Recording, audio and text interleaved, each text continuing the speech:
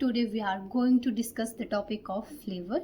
Firstly, we will discuss about liver definition. So, first definition of liver is a series of events that take place in the genital organ in an efforts to expel the viable product of conception out of the womb to the vagina into the outer world is called liver. And the second definition of liver is defined as regular and painful uterine contraction that cause effacement and dilation of the cervix. So now I will explain both definition in Hindi. So first definition is a series of events that take place in the genital organ.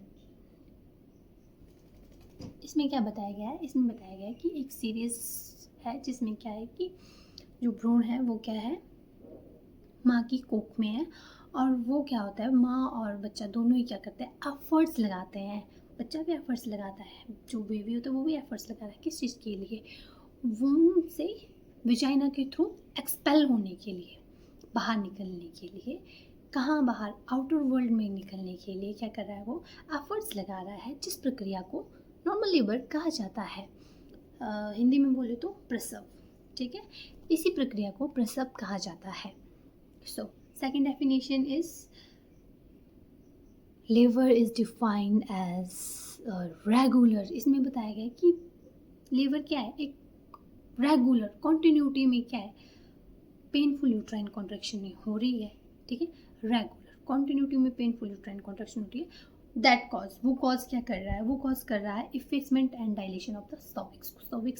Cervix also known as बच्चेदानी को क्या कर रहा है, dilate कर रहा है. ठीक है, सो सर्विक्स 10 सेंटीमीटर होगी, वैसे ही क्या हो जाएगा, डिलीवरी हो जाती है. बच्चा जितना मतलब 10 सेंटीमीटर तक का मतलब बच्चेदानी का मुंह खुलना चाहिए, देन बच्चा बाहर निकल जाएगा. ठीक है, सो जब पेनफुल यूट्राइन कॉन्ट्रैक्शन हो रही है तो क्या हो रहा है, सर्विक्स पहले 2 सेंटीमीटर, फिर 4, 5, 6, 7, 8, 9, 10 सेंटीमीटर इस तरह से डायलेट होती जा रही है, जिस प्रक्रिया को क्या कहा जाता है, नॉर्मल लेबर कहा जाता है.